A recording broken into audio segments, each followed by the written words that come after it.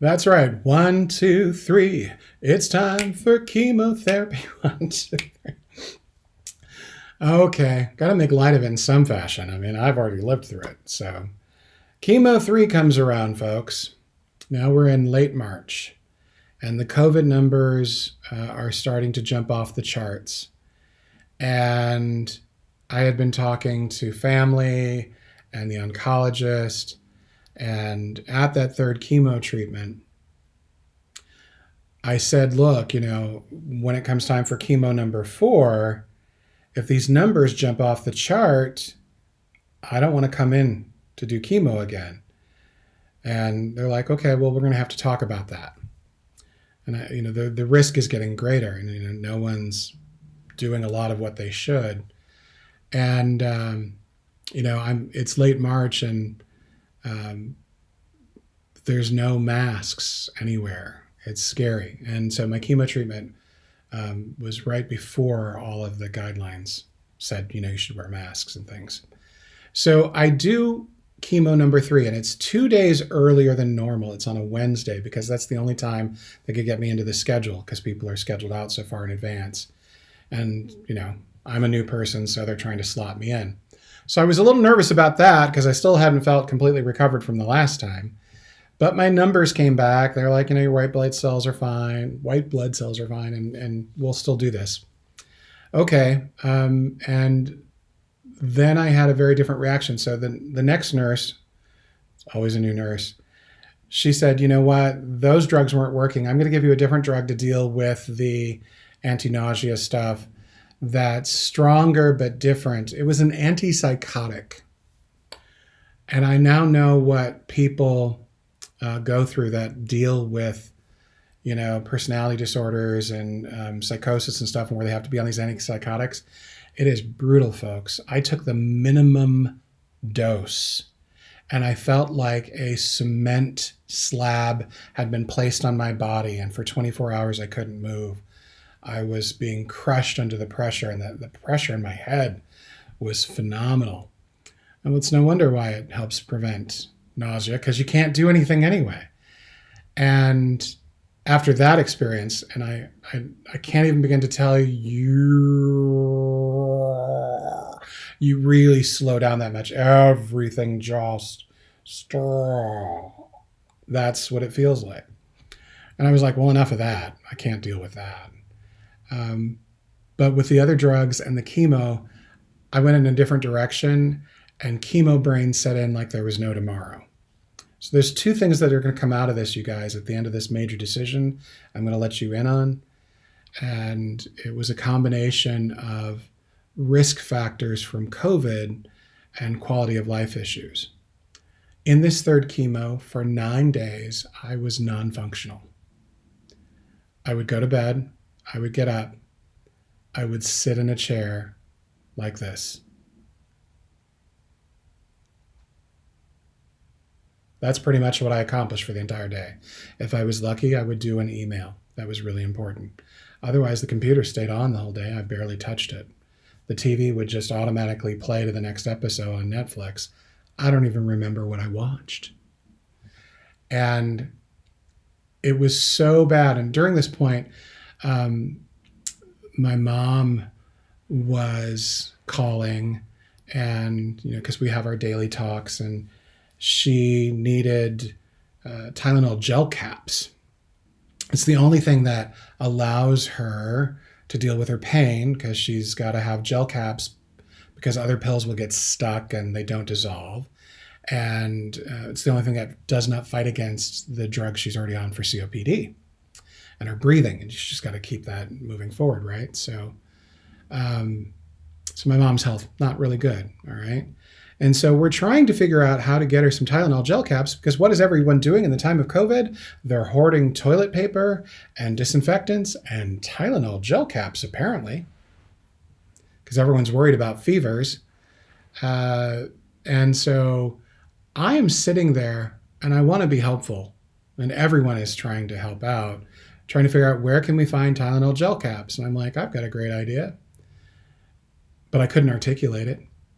And what I was trying to articulate is, there might be some Tylenol gel caps at that place where you can buy staplers and Post-it notes.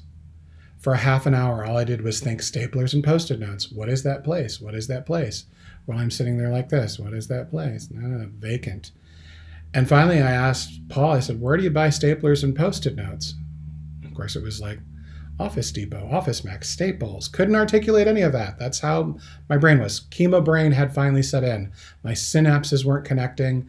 Imagine being taught a class or even one of these videos if I'm like that. I'm not saying anything of value. I'm not connecting. And that was a devastating moment. And fortunately, we found one bottle left at a Walgreens where they would not hold it for us and they were not very nice about it. But my good friend John and his daughter toddled off to Walgreens to snag this last bottle before anyone else did. And literally the entire city was vacant. No CVS, Target, Walmart, all of it.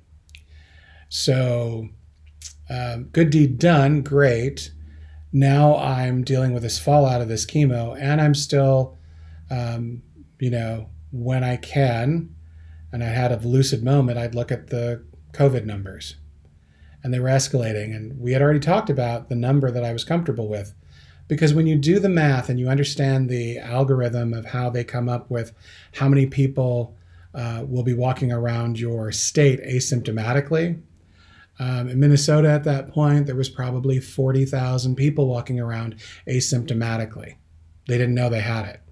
And that means only a handful of them were really going to get sick, and only a handful of those were going to die. But the risk factor, because if I get COVID, I'm a goner. So talking to the oncologist, and at this point I refused to come in because I knew that they were having mask problems. And patients have to bring their own masks, and nurses were wearing their own homemade masks because there was no PPE for anyone, not enough supplies. And so we're doing a video chat. This is 2 weeks later where I'm kind of not foggy. And after a long talk with the oncologist, I said, okay, I don't want to come in anymore because there's not enough protection at the cancer center. COVID's a real problem. And I said, look, it's going to escalate to this. It's going to get worse. And of course, I always have colleagues and other people say, oh, Bob, I'm an analyst, folks, sorry. And I was dealing with numbers from analysts that this is their living. I knew it was going to come to that. And I hate to be right in those kind of issues. But boy, Minnesota numbers were skyrocketing. And other states were way beyond that. So this is just the Minnesota aspect. You can imagine how bad it was for others. I mean, I at least had a choice to talk about chemo. Other states, like in New York and East Coast states and some West Coast, people with cancer were not even allowed to go in and get treatment anymore. They were just told you can't. The risk was too high. So after a long talk, the oncologist convinced me that you can do at-home pills, chemotherapy. Okay, sounds good. But there's a catch. You still have to come into the cancer center, but it's a 10 to 15 minute visit versus 7 hours. They just need a blood draw, or they can arrange to do a blood draw at a clinic. Well, I'm looking at, risk factors at that point. At that point, the hospital had set up this entire barricade. It was like Les Miserables. Do you hear the people sing? The barricade is there, and everyone's wearing masks out front. Those people have legitimate masks, but then you either go right to the cancer center or left to the hospital, and you can kind of stay away from people. And I am very grateful to some friends, John and Hans, who both got me N95 masks. So I had an N95 mask.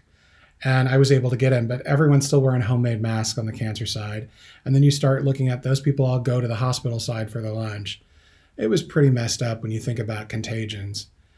And I'm in there because I've agreed now to do this. And this is not yet anywhere near the biggest decision of my life, guys. It's coming here in a couple of minutes. But this is more information that triggers it. I'm sitting there and the nurse won't talk to me. And she's practically abusing me with how hard she's dealing with my port. I mean, jabbing things in as fast as she could. She didn't want to be there. I didn't want to be there. And I finally asked her, I said, what's the hardest thing about dealing with COVID right now? Didn't answer me. About 90 seconds later, she goes, "The uncertainty." That's all she said. And that's the problem. There's so much uncertainty because we don't really know what COVID does entirely. People think it's a respiratory illness. It's more than that. And it's mutating in really crazy ways. And now kids are having very unusual reactions to it and are dying. And it's pretty messed up. And so, okay, great. I get my blood drawn. I go home. And then they're like, "Okay, you're cleared for it." And I said, "That's great. I'm going to wait a week. I need another week to recover." And they said, "That's fine." A week later, I've kind of recovered from my, I still feel like I've got chemo brain a little bit. But I'm feeling better. And then I wake up on Monday morning and I'm going to start taking the pills. And I look at the side effects, and the side effects are even more extreme than some of the side effects for the other chemo. A very big real one is internal bleeding, because you are putting a pill of chemo in your stomach where it has to digest and go through your colon, which is already compromised. Messed up. Okay, I'm not going to lie. I totally freaked out. I couldn't do it because all I could think of, it's going to send me to the hospital, and COVID is raging, and I'll get COVID, and that's a problem. And so after talking to the oncologist, said, "Not doing it. We're just going to take a break, and the pills will be there, and hopefully in a couple of months, we'll come back to it." All right? Well, then it gets more complicated, you guys, and that's at the point where we start receiving these bills for all the medical. Now, we knew we have kind of crappy insurance. When you're an entrepreneur, your insurance is not that great. You buy the best you can, $1,200 a month for 2 people. And it's $7,500 max out of pocket for normal stuff. And we were getting these huge medical bills at thousands of dollars.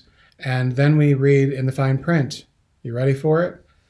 Our insurance has a $150,000 max out of pocket per year. $150,000 max out of pocket per year. So that means for me to get another year of life, it's $300,000. Okay, so here's where I'm going with all this, the biggest decision of my life. I've got the problems with COVID, the lack of protection, the increased cases, the potential risk of infection. I've got the medical bills, and in order for me to get an extra year of life, I do have to take chemo every 2 weeks. And the first 3 rounds were so bad, I got nothing done. No work. No writing of books, no inspiration, no sharing of information, no classes, no client work, nothing. And I'm technically the breadwinner in the family because I handle the front end of the business. So what do I do then? Do I say, "Hey, let's do a GoFundMe page so I can keep chemo going"? But wait, chemo didn't give me any quality of life, and I have to do that. So that means I'm actually done as Bob the BA. I will never do anything else ever again. And that's really what I was facing. I've got a quality of life issue. I've got a financial issue. I've got a COVID issue. And this is my decision. I stopped chemo. I will not go back to chemo ever again. I actually wish I had never done chemo. But unless you try and go through the process, you never know what could happen. But the reality here, folks, is that I'm not going to do a GoFundMe page to deal with the finances because I refuse to take money out of people's mouths that need it in a pandemic with people losing their jobs and everything else. And yes, I get it. People are kind and giving, and we all want Bob to be around. Well, maybe not everyone, but a lot of people want me around as long as possible. But no one wants me around if I'm not this, if I'm not purple hair and I'm over the top and I'm singing la la la, or whatever I'm doing. No one wants me like this. That's not quality of life. And so I'm also not going to bankrupt my family and my business to keep me around with no quality of life. And I know this is a hard decision and it's hard to hear, but I'm telling you guys this because some of you may have to make the same decisions. And you do need to consider all factors. And this is what we do as analysts. We look at the risk factors. We look at the outcomes. We look at the expectations. We look at the analysis of the people that are involved, or stakeholder analysis. We look at all the factors of process and the data and the interactions. And at some point, we have to do the decision. And based off of a lack of quality of life, the increased risk of COVID, and the medical bills, the right decision for me is to not do chemo. Now, I don't know how much time I have left. Right now, today, I feel fine. I feel great. I feel good. Do. But I don't know how long that's going to last. And I have a positive attitude, and I'm going to do everything I can herbally, non-chemo related, and whatever else it takes to fight as long as I have. But remember, it is incurable, inoperable. Let's not kid ourselves about that.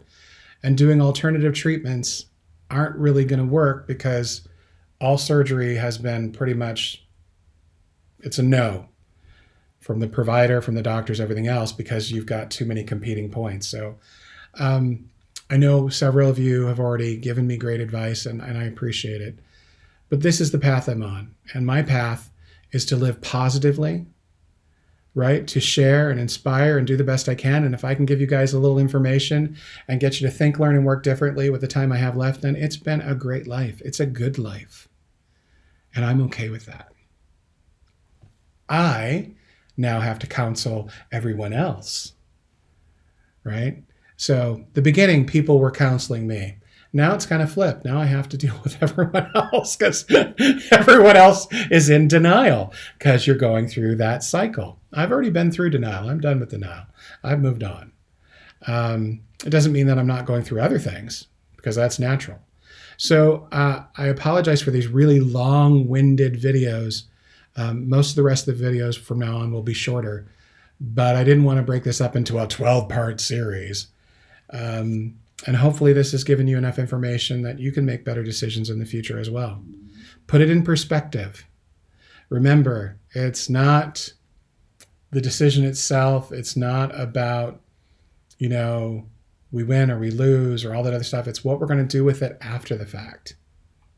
And I choose to live my life positively with purpose.